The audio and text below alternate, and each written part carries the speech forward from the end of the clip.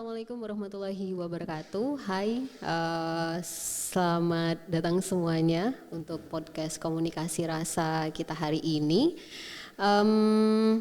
Hari ini kita akan berbicara mengenai perempuan dan politik di tengah maskulinitas dan stereotip gender. Ini merupakan salah satu tema yang sangat menarik karena ketika saya mencoba untuk posting tentang podcast tema hari ini itu banyak respon yang masuk secara positif, bahkan ada yang ingin mendengarkan secara langsung gitu. Semoga nanti apa yang menonton juga akan sama dengan antusiasnya ketika saya memposting apa yang akan dibicarakan pada hari ini. Oke, saya akan membuka pada satu wacana bahwa salah satu amanat dari demokrasi itu memang harus adanya keterwakilan ya. Keterwakilan perempuan dan laki-laki dalam semua akses, mau bidang politik, budaya, ekonomi, dan sebagainya, termasuk juga dalam penentuan kebijakan ataupun pengambilan keputusan. Nah, konferensi CEDAW juga pernah merekomendasikan kepada seluruh dunia untuk di pemerintahannya mempunyai atau mempunyai kuota secara khusus bagi perempuan untuk masuk dalam jabatan-jabatan secara struktural yang itu ditunjuk maupun dipilih gitu. Jadi artinya memang secara nasional dan itu menjadi satu rekomendasi untuk di pemerintah di tingkat lokal maupun nasional. Nah, regulasi-regulasi di Indonesia juga sudah beberapa membahas secara khusus bagaimana peran perempuan itu dalam ranah-ranah pengambilan kebijakan termasuk juga dalam proses politik misalnya di KPU misalnya dan sebagainya. Nah, kita sekarang ini memang sangat hangat ya pemirsa semuanya, teman-teman, mendekati tahun-tahun politik 2023 karena proses politiknya ada di 2024 yang memang sangat menarik bagaimana kita melihat dan membuka mata merespon kembali peran perempuan ini dalam proses politik dilihat dari perspektif yang muncul ataupun yang sudah tertanam di masyarakat tentang apakah itu maskulinitas dan stereotip yang harus dihadapi oleh perempuan lagi. Itu menjadi tantangan lagi sih. Nah, hari ini saya kedatangan narasumber yang sangat istimewa, karena memang beliau sangat aktif di dunia politik, kemudian juga pernah terlibat dalam penyelenggara pemilu sebagai komisioner KPU Provinsi Bengkulu dan sekarang aktif di Koalisi Perempuan Indonesia. Langsung saja kita sapa teman-teman. Assalamualaikum. Waalaikumsalam. Ini saya panggilnya Ibu, Mbak, Yunda. Nyaman Nur lah. Nyamannya ya. Iya, ini Mbak Irna teman-teman. Mungkin boleh perkenalan terlebih dahulu. Baik, lebih lengkap. Baik, terima kasih. Assalamualaikum warahmatullahi wabarakatuh. Saya Irna Riza Yuliastuti. Sebenarnya senang banget bisa gabung di sini ya karena kita punya ikatan histori karena saya juga alumni Visipol. Benar. Visipol 20-an tahun yang lalu. Jadi wajar kalau saya ada Nur tanya ibu atau seperti apa gitu kan. Memang udah ibu-ibu banget gitu. Ya betul ya sampaikan Nur pernah juga sebagai penyelenggara pemilu walaupun cuma sebentar. Saya anggota pergantian antar waktu. Tapi walaupun sebentar ternyata banyak hal yang kemudian bisa kita lihat ya bagaimana posisi perempuan di penyelenggara pemilu dan saat ini masih tercatat sebagai anggota Koalisi Perempuan Indonesia, anggota Himpunan Wanita Disabilitas Indonesia, kemudian juga sebagai pendiri Cahaya Perempuan Women Crisis Center. Itu saya senang banget kalau saya bilang bahwa saya ini pendiri Cahaya Perempuan Women Crisis Center gitu kan. Kenapa? Zaman dulu itu susah sekali kemudian kita untuk untuk membangun satu tempat yang memang fokus untuk bicara tentang perempuan. Nah saat itu Women Crisis Center Cahaya Perempuan jadi salah satu tempat yang menjadi rujukan walaupun peruntukannya adalah untuk pelayanan perempuan korban kekerasan, tapi ketika bicara perempuan banyak juga ternyata persoalan-persoalan lainnya yang muncul di sana. Itu ya paling kalau sudah lihat dari saya bilang 20-an tahun yang lalu sudah tahulah kira-kira gambaran usia dan seperti apa ya. Oke, kalau misalnya kita memandang usia, kita juga harus relate juga dengan pengalaman dong ya, Mbak Irna ya. Iya, pengalaman beliau itu cukup banyak sekali dan kita beberapa kali collab untuk beberapa kegiatan ya Mbak Irna dan makanya hari ini kita akan lebih fokus berbicara pada kondisi yang sekarang. Bagaimana sih kita kemudian membuka mata juga untuk melihat kondisi atau proses politik yang sudah dimulai deh kayaknya ya, Mbak Irna ya, sudah dimulai. Di mana sih posisi perempuan di antara, atau bagaimana proses yang akan dihadapi oleh perempuan di antara lingkungan yang sangat maskulin ini, kemudian juga dengan stereotip yang dibangun ya, kalau misalnya berbicara tentang gender artinya itu sudah mengakar di masyarakat seperti apa. Nah, saya membaca beberapa tulisan memang ternyata mau di negara berkembang atau di negara maju sekalipun permasalahan gender tentang kesetaraan itu memang belum tuntas gitu ya. Jadi tentang stereotip itu masih tetap terbangun dan lain sebagainya. Nah, kalau Mbak Irna sendiri memandang ini seperti apa nih? Kalau misalnya kita tarik lagi nih ke dalam ranah politik mungkin. Iya. Kalau ngomongin politik itu luas banget ya Nur ya. Jadi ketika Nur menelpon saya aja meminta untuk jadi narasumber, ini sebenarnya proses politik juga gitu kan. Ya, jadi kalau kita bicara ngomongin secara luas, politik itu luas banget. Tapi kemudian kita kecilkan dalam konteks sekarang ini kita bicara tentang demokrasi dan apalagi sekarang kan adalah tahunnya politik ya, itu jangan kemudian kita lepas dari tiga hal besar, bahwa ketika kita bicara perempuan dan politik itu adalah perempuan sebagai pemilih, kemudian perempuan sebagai penyelenggara, dan kemudian perempuan sebagai peserta. Nah tiga hal itu tuh punya kemudian dinamika yang berbeda-beda gitu ya.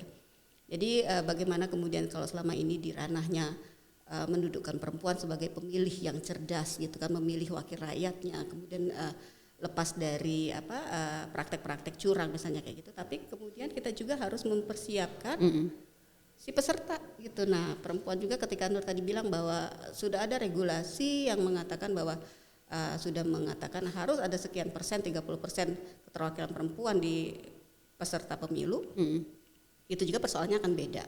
Karena untuk memenuhi kuota 30% itu sepengalaman saya, sepengetahuan saya juga agak susah. Kemudian partai politik mencari kader potensial dia, kader perempuan potensial dia untuk mau duduk sebagai calon legislatif gitu ya. Nah, untuk di penyelenggara pemilu sendiri itu pun perbedaannya ada persoalan berbeda juga gitu kan. Bagaimana sebenarnya kita semua punya komitmen juga. Ketika bicara demokrasi itu tidak hanya terfokus pada pemilih dan peserta, tetapi juga penyelenggara juga harus menjamin ada keterwakilan perempuan di sana, supaya apa tadi, persoalan laki-laki dan perempuan itu berbeda. Gitu ya. Walaupun kalau ngomongin nggak bisa dong dipisah-pisah. Ini bicara tentang kompetensi gitu segala macam. Tapi kita juga tidak boleh lupa bahwa setiap orang yang berbeda itu punya kebutuhan yang khas. Kebutuhan yang khas itu yang kemudian yang tidak bisa diwakilkan gitu. Termasuk di penyelenggaraan pemilu juga bagaimana regulasi bisa dibikin baik, terimplementasi baik jika hanya dalam satu sudut pandang aja, misalnya sudut pandang laki-laki dengan pengalaman hidup yang berbeda gitu ya. Nah, itu yang harus dilihat, dan kita berharap bahwa semuanya itu akan menjadi satu proses demokrasi yang berkualitas gitu kan. Oke, kalau misalnya menarik yang tadi ya, bagaimana memang ketika perempuan diberikan ruang untuk mereka masuk dalam proses mau itu proses demokrasi yang 3 poin tadi yang disampaikan.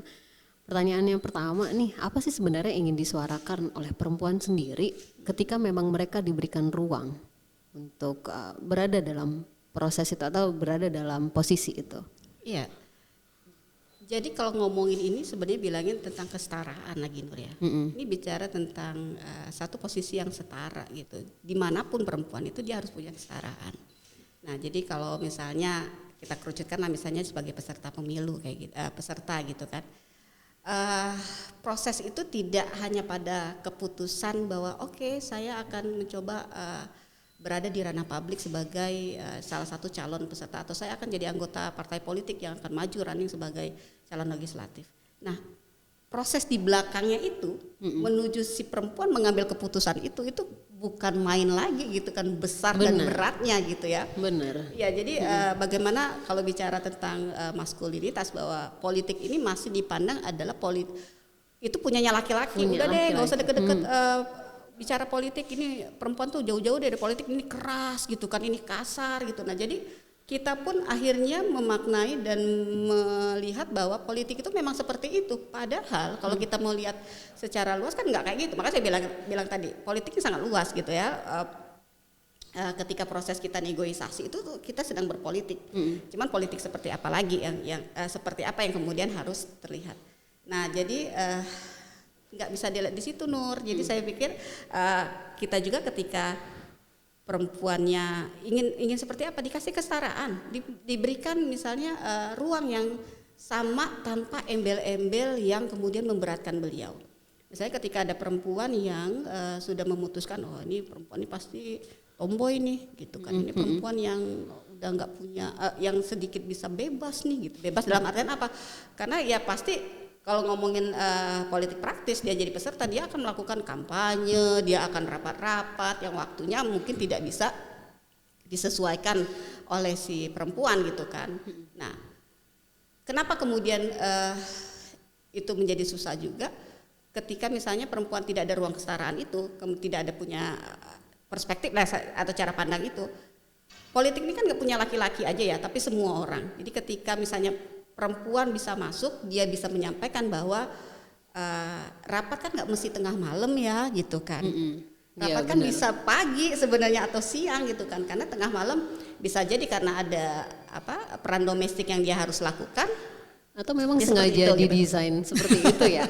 Jadi seolah-olah kayak misalnya ya malam miliknya laki-laki misalnya, sehingga memang didesain ya udah kita rapat malam, kegiatan malam yang itu tidak dimiliki oleh perempuan misalnya seperti itu. Nah, apakah ini memang berkaitan dengan yang kita bicarakan hari ini? Memang pola politik kita ini didesain ya mau nggak mau ya lebih ke arah maskulinitas, sehingga memang menutup ruang perempuan untuk terlibat jauh lagi gitu. Bukan didesain, terdesain aku. Terdesain. Iya, karena kita hidup di kultur yang patriarki ya. Kalau terdesain berarti memang ada kemungkinan pola itu dibentuk juga baik laki-laki maupun perempuan ya. Mau itu secara langsung ataupun tidak langsung. Iya. Gitu ya. Iya, karena kalau bilang didesain kan karena kultur yang sudah melekat dan kemudian dulunya mungkin terdesain kan ada peran perbedaan ini, tapi kemudian desain ini sangat menguntungkan laki-laki. Dan ketika perempuan bicara kesetaraan, maka kemudian didesain seakan-akan kemudian desain kembali bahwa ini gitu loh. Jadi aku pikir kalau dulu ini dinamis, kita bicara dinamis ya, politik ini sangat dinamis. Ketika dulu berapa puluh tahun yang lalu atau berapa abad yang lalu, memang peran perempuan dan laki-laki ini terlihat jelas gitu ya. Perempuan di rumah menjaga keberlangsungan satu kelompok, yang laki-laki juga berburu gitu kan, itu kan terdesain ya.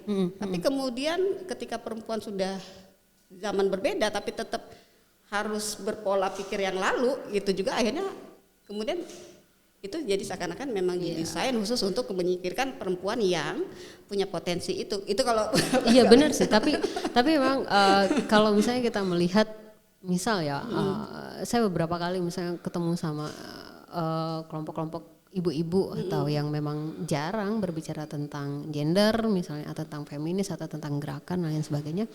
Kalau misalnya melabelkan satu perempuan yang sangat aktif di luar pulang malam atau mempersiapkan rapat dan sebagainya, cenderungnya negatif gitu. Bahkan mempertanyakan gimana keluarganya, kemudian apakah dia bisa mengasuh anaknya dengan baik, siapa yang masakan untuk suaminya dan lain sebagainya gitu. Itu juga berkaitan dengan stereotype sih. Bagaimana kemudian ruang perempuan dalam ranah politik itu harus bukan terbagi sih, terbatasi dengan pola pikir masyarakat gitu. Sehingga kalau misalnya kita memberikan ruang pada perempuan untuk mereka dalam ranah politik, berarti kita membuka peluang untuk satu keluarga yang peran perempuannya akan terbagi banyak nih untuk publik, sementara keluarganya gimana gitu. Makanya saya mempertanyakan kok ribet sih mikirin orang untuk bagaimana mereka di perempuan gitu ya. Ya kurang lebih seperti itu sih saya memikirkannya. Kalau misalnya kita berbicara pada tantangan perempuan, kalau misalnya kita melihat perempuan terlibat dalam ranah politik dalam konteks bagaimana maskulinitas terbentuk, bagaimana stereotip dari masyarakat, bahkan orang-orang terdekat perempuan itu sendiri pun mengatakan seperti itu ya. Gitu. Jadi ini jadi pertanyaan juga nih, apakah memang ruang politik itu bebas murni untuk perempuan juga? Jadi pertanyaannya kayak gitu.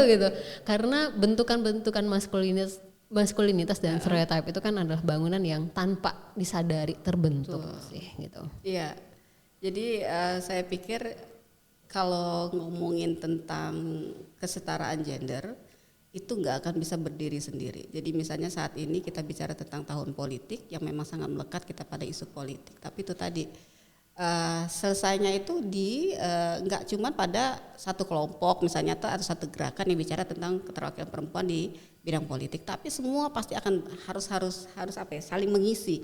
Jadi bagaimana kemudian masyarakat juga itu disiapkan bahwa ketika perempuan memutuskan untuk terjun di politik itu bukan kemudian itu perempuan yang berlabel gitu loh. Tapi ya biasa aja gitu kan, semua ini bicara pada konteks hak dan hak warga negara gitu kan, semua orang punya kesempatan untuk berpolitik kayak gitu. Nah itu nggak selesai pada perempuan kelompok atau gerakan yang bicara tentang keterwakilan perempuan, tapi bicara pada kelompok misalnya gerakan-gerakan masyarakat adat, masyarakat yang apa yang untuk menyampaikan hal itu. Nah ketika bicara tentang peran pembagian peran di rumah tangga gitu kan, karena sampai sekarang pun pertanyaan itu masih tetap ada. Ini kalau perempuannya berpolitik gimana anaknya ya, keluarganya lah. Kalau seandainya sudah selesai di tingkat keluarga itu udah nggak akan ada pertanyaan seperti itu gitu. Nah artinya ini pasangan-pasangan kemudian ini yang kelompok-kelompok yang kemudian mensasar ke sana, misalnya ke isu remaja menuju pernikahan gitu kan, atau apa, itu pun sangat berperan. Jadi sangat mempengaruhi perubahan atau cara pandang dari orang yang akan bertanyakan gimana nih gitu lah, ya nggak masalah orang laki aku aja, kita udah selesai kok gitu kan, jadi nggak ada masalah siapa ngasuh anak gitu lah, dan juga ngasuh anak kan bukan kerjaan si perempuan aja, tapi itu adalah bagaimana komitmen kemitraan di dalam rumah tangga. Nah jadi memang ketika bicara itu tuh nggak bisa satu gitu kita lihat, bener. Itu banyak sekali yang harus terselesaikan. Kemudian juga kita dihadapkan oleh sistem itu tadi gitu loh, oleh situasi yang sangat patriarki di politik itu sendiri secara luas gitu. Nah, jadi kalau saya bicara memang masih banyak PR yang harus diselesaikan perempuan yang nggak bisa dilihat satu sisi gitu. Nah, cuman orang ini kan selalu melihat satu sisi gitu yang sudahlah nggak usah ribet-ribet, udah kasih aja peluangnya laki-laki karena dia akan lebih bisa bertanggung jawab, dia akan lebih bisa punya banyak waktu, dia akan lebih punya komitmen segala macam. Kalau gimana bisa mengukur itu kalau kemudian perempuannya tidak diberi ruang juga gitu. Iya, kemudian yang tadi dibicarakan ya, akhirnya ada suara-suara khusus yang sebenarnya hanya bisa dibicarakan oleh perempuan, itu yang jadi tidak diperhatikan gitu. Kayak pertanyaan saya tadi, kenapa emang harus perempuan sih yang duduk atau mewakili gitu? Apakah ada suara khusus yang mereka bicarakan atau sebenarnya ada hal lain yang sehingga memang memaksakan negara itu harus perempuan. Jadi kalau saya membatasinya kayak kita tuh tantangannya ke negara, kayak regulasi yang seperti apa harus lebih ditekankan. Kemudian tantangan yang kedua dihadapi oleh perempuan itu adalah lingkungan sekitarnya, masyarakatnya. Jadi konstruksinya agak ribet ya maksudnya. Ribet tapi itu sangat mendasar. Iya, jadi akhirnya hal-hal yang sangat substansi itu tidak dibicarakan. Ya, kayak kenapa harus perempuan? Iya, yang regulasi yang mengharuskan adanya suara perempuan seperti misalnya kekerasan ataupun tentang cuti melahirkan dan menyusui misalnya, itu kan lebih cenderung dibicarakan oleh perempuan. Akhirnya itu yang tidak dibicarakan gitu. Akhirnya hal-hal dasar yang dibicarakan oleh perempuan ya tadi yang kita bicarakan, suaminya seperti apa, anaknya siapa yang masakin dan sebagainya gitu. Akhirnya luput dengan itu. Nah, saya melihatnya ini juga ruang ekspresif ya, ruang ekspresi politik perempuan yang tanpa disadari sih tertutup atau dibatasi juga oleh stereotip dan bangunan-bangunan yang lainnya gitu ya Pak. Jadi kalau misalnya kita menganalisis bagaimana sih perempuan itu agak kemana-mana sih ya. Iya. Apalagi kalau lihatnya dalam proses politik. Menarik sih Nur, karena memang selalu disampaikan bahwa kenapa harus perempuan, toh itu bisa diwakilkan oleh laki-laki. Kalau ngomongin tentang pembuatan regulasi gitu kan, kenapa harus perempuan? Ya memang beda laki-laki dan perempuan. Jadi perjalanan hidup, sejarah pengalaman hidup perempuan dan laki-laki itu berbeda. Laki-laki tidak tahu bagaimana dia mengandung, bagaimana dia melahirkan.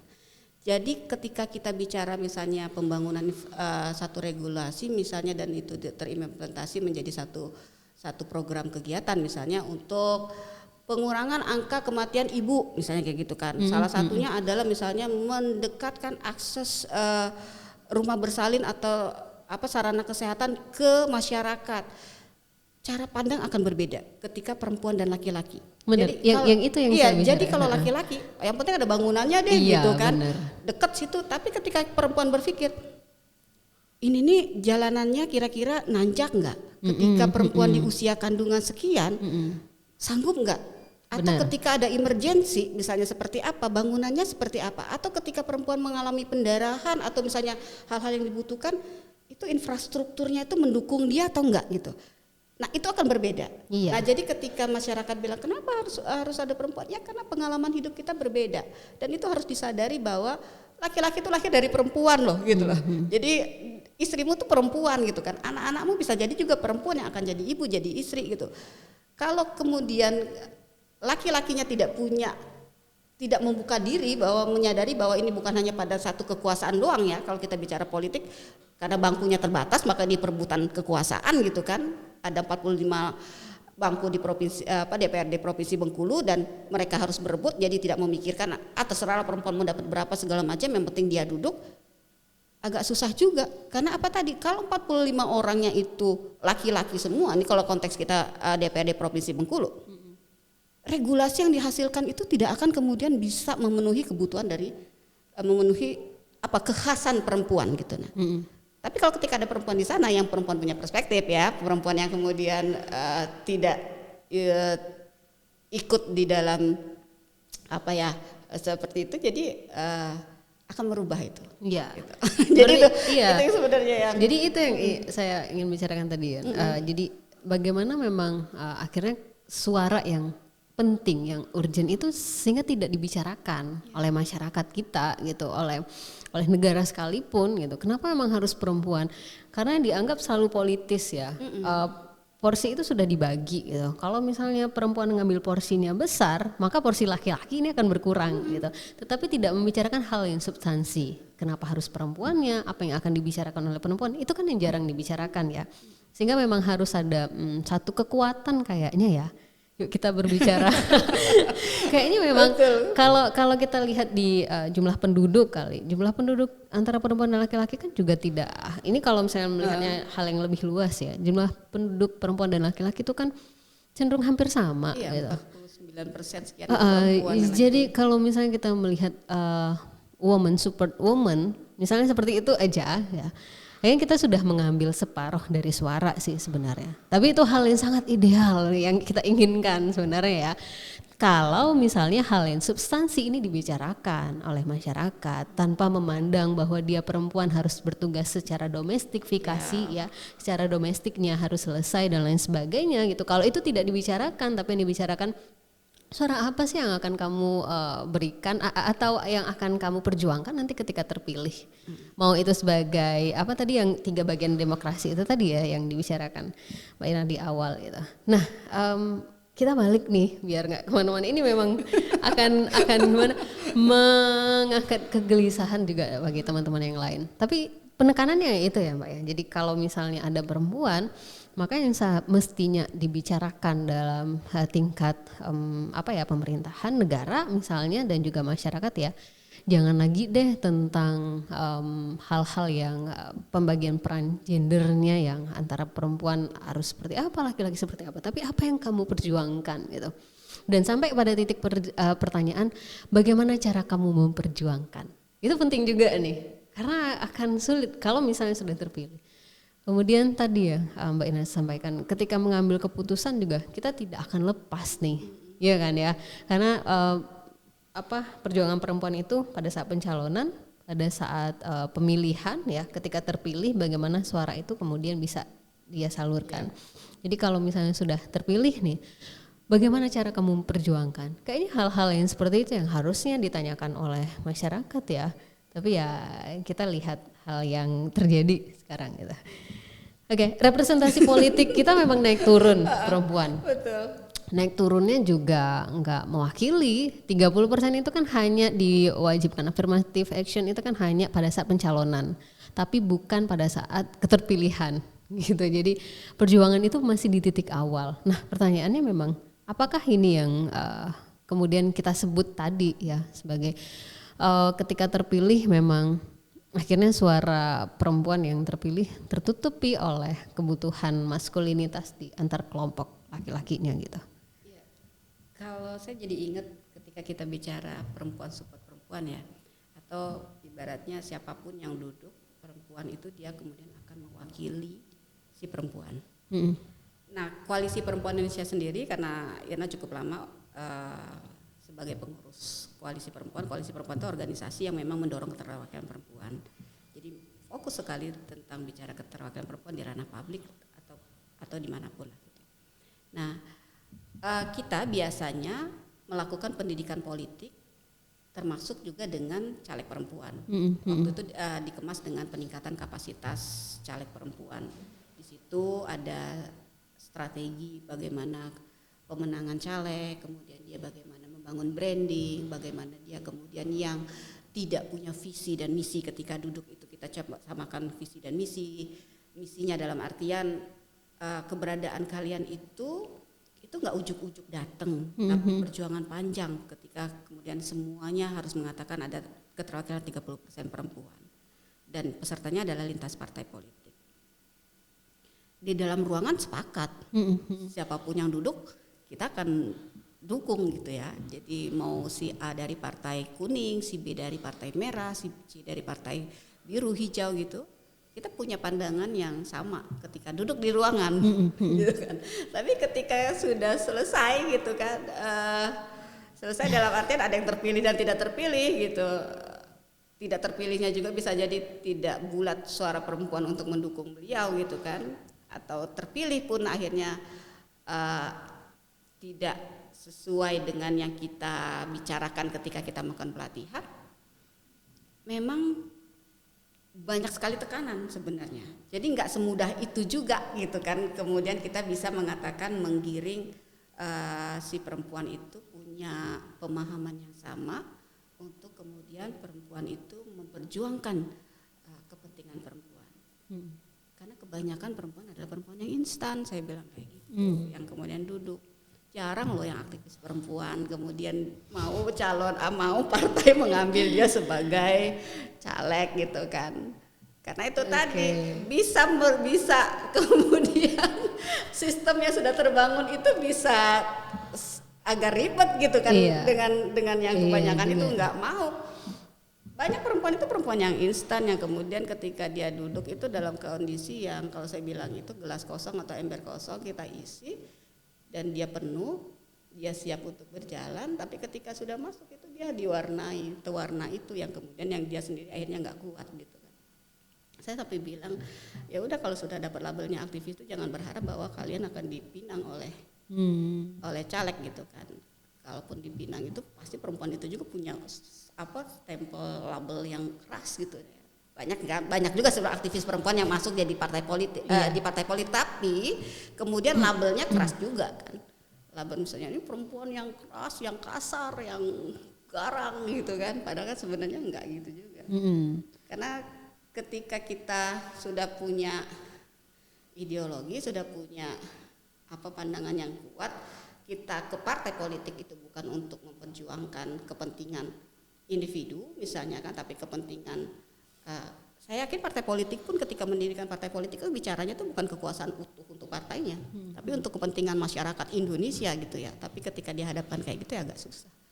Jadi kalau ngomongin ini itu sebenarnya bisa dari pagi sampai malam karena ngebedahnya itu satu-satu gitu kan, satu-satu. Nah, ketika bicara woman support woman, jangan kemudian kita berpikir perempuan ini juga punya satu kesatuan pandangan dengan kita, karena itu tadi warnanya ketika kita duduk sama-sama bisa sangat melebur, bisa sangat jernih. Tapi ketika sudah kembali itu udah beda-beda juga gitu kan. Beda-beda gitu yang susah kemudian untuk disatukan lagi. Iya, karena saya ingat dari Kementerian Kemen PPA memang mengatakan bahwa kita tuh sudah ada regulasi di awal ya, walaupun tadi saya katakan itu hanya titik awal sekali keterwakilan calon 30% atau affirmative action itu.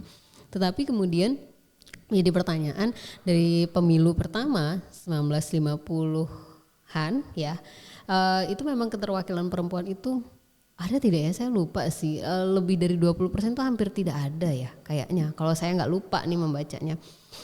Artinya memang representasi yang didapatkan untuk perempuan terpilih itu memang masih sangat kecil gitu.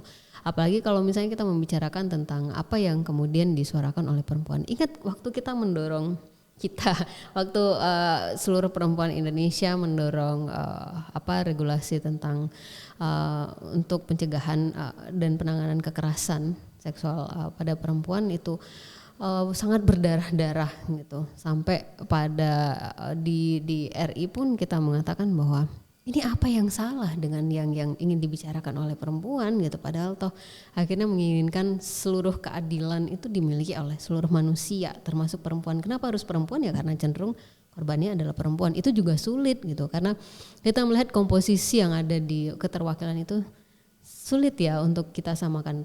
Perempuan sangat sedikit untuk mereka memperjuangkan, akhirnya sulitnya di sana gitu.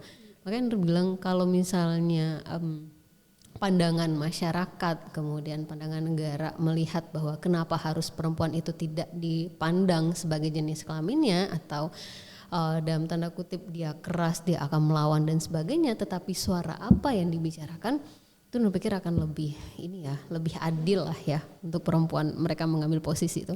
Tapi politik tidak seindah itu. Akhirnya terbantahkan juga sendiri hal-hal yang sangat ideal itu. Pengennya seperti ini gitu.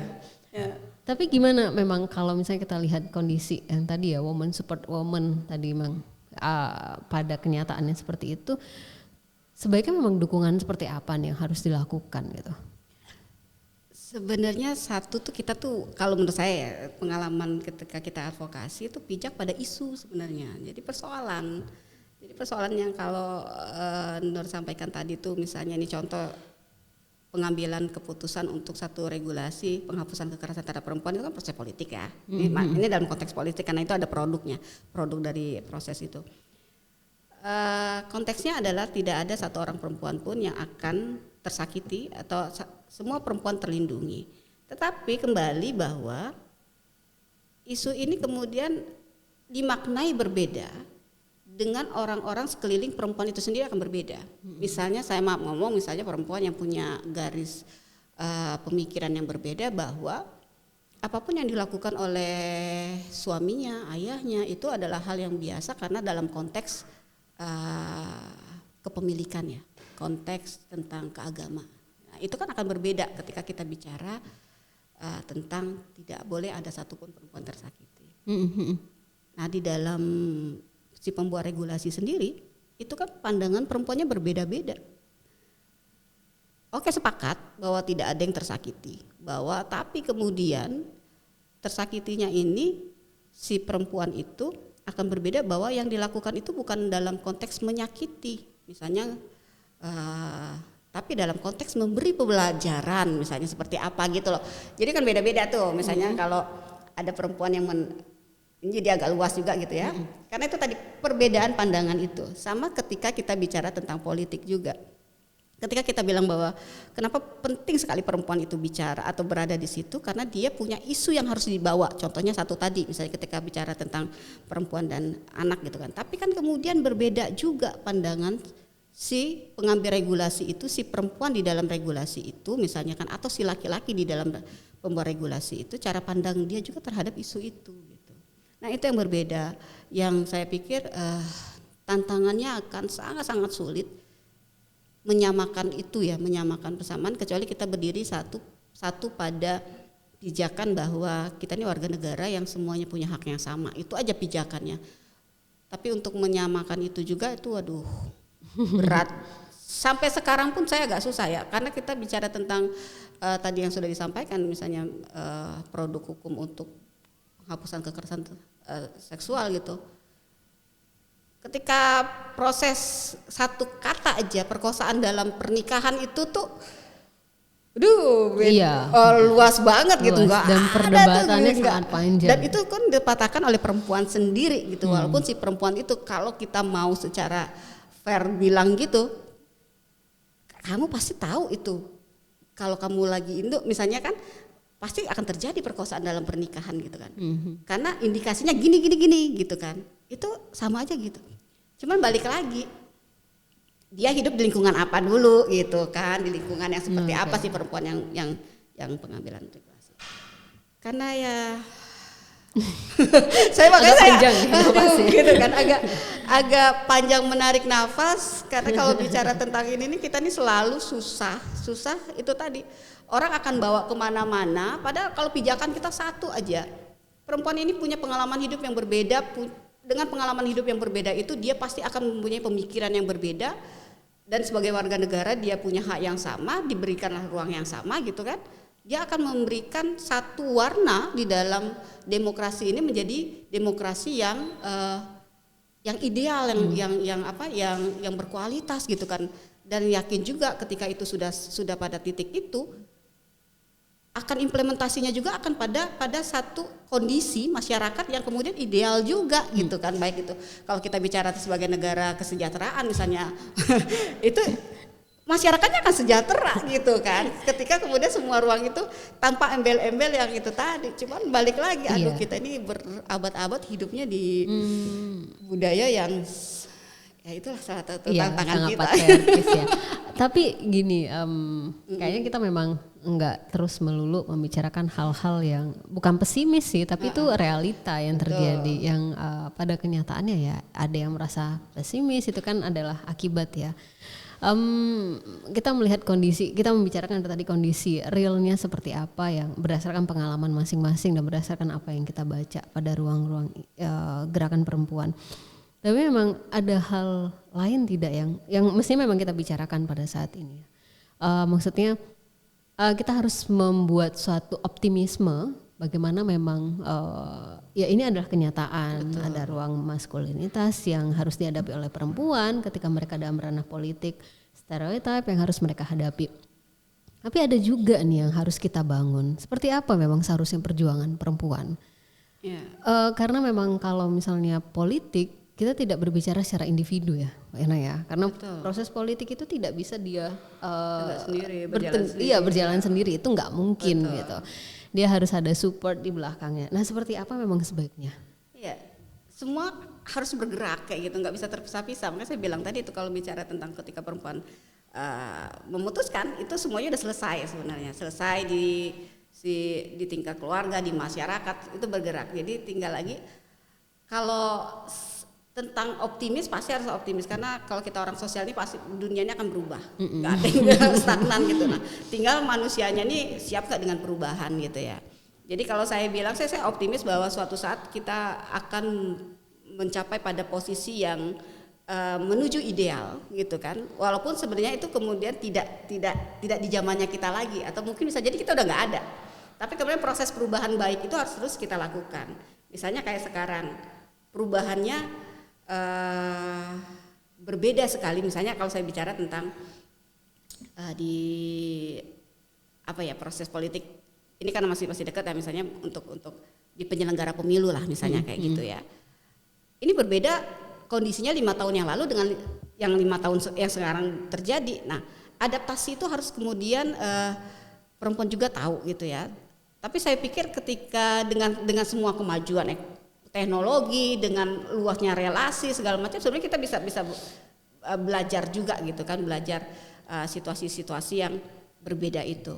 Tinggal lagi memang semuanya harus disiapkan, harus ada kelegowoan yang semua orang miliki, bahwa itu tadi ketika misalnya perempuan bicara tentang kesetaraan itu bukan sedang merebut atau sedang menjatuhkan pihak lain gitu kan, tapi kita sedang bicara tentang bahwa kita ini ada di masyarakat itu gitu loh, dan kita memang harus diperlakukan harus berbeda, tidak bisa diwakilkan gitu kan, karena memang kita itu tadi kita punya pengalaman yang berbeda, kebutuhan yang berbeda gitu tadi. Jadi Tapi perjuangan seperti apa nih? Saya masih karena Semua belum pihak ini. bayangkan kan, belum kemudian tergambarkan seperti apa ya memang seharusnya perjuangan yang harus dilakukan oleh perempuan kalau misalnya kita berbicara dalam ranah politik ini. Misalnya kayak tadi ya udah isu ini kan bisa kita bicarakan sejak jauh-jauh hari ya. Ya udah perempuan pilih perempuan deh, selesai gitu. Iya kan? Iya. Tapi kenyataannya tidak bisa semudah Iya. itu juga terjadi bahwa proses politik yang sangat dinamis itu bisa merubah keterpilihan atau suara-suara perempuan yang seharusnya secara ideal ya udah berikan kepada perempuan. Karena bukan hal yang substansi yang masyarakat bicarakan. Hal-hal yang sangat relate dengan apakah dekat dengan kehidupan pribadi perempuan yang akan mereka pilih dan sebagainya gitu. Kemudian perjuangan seperti apa yang memang harus dilakukan oleh perempuan? Kalau misalnya kita lihat dalam konteks partai politik, artinya si perempuan secara individu harus siap nih, iya kan? Dan secara mental juga harus siap. Saya akan terjun ke partai politik, ya. Kemudian masuk ke partai politik, dia juga tidak bisa sendiri karena tekanan dan sebagainya. Saya tidak tahu karena memang belum pernah langsung sih partai politik. Kalau misalnya perempuan ingin masuk ke dalam ranah struktural yang politis, juga dia harus mempersiapkan mentalnya. Kemudian juga siapa yang akan mensupport saya nanti itu kan juga harus dipikirkan ya.